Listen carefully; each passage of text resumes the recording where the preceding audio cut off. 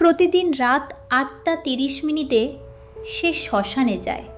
কিন্তু কেন? কারণ সে আজও একটা হিসেব মেলাতে পারেনি। পার্থসারথী একসময় নামকরা ফিজিক্স প্রফেসর। সময়, গতি, আলো সব তার মুঠোয় ছিল। কিন্তু একদিন সে সব ছেড়ে দিল, ফিরে এলো গ্রামে, চুপচাপ, একা।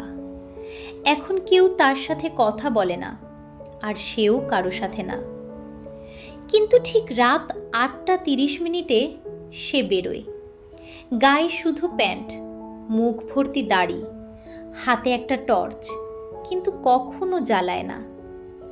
১ কিলোমিটার হেঁটে সে পৌঁছে যায় শ্মশানে, নদীর ধারে। অশ্বত্থ গাছের নিচে একটা পোড়া জায়গার সামনে বসে থাকে। একদিন এক ছেলে তাকে অনুসরণ করল। আজও ঠিক সেই সময় হঠাৎ টর্চটা জ্বলে উঠল।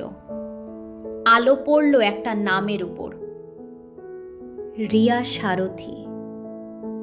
তার মেয়ে। আর্থ কাঁপা গলায় বলল, সেদিন আমি হিসেব করেছিলাম, এই নদীর স্রোত, এই সময় সব ঠিক ছিল।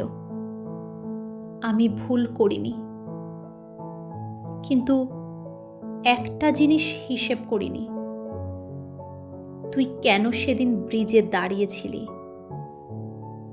ফিজিক্স আমাকে সব শিখিয়েছে, কিন্তু জ্ঞানের উত্তর দেয়নি।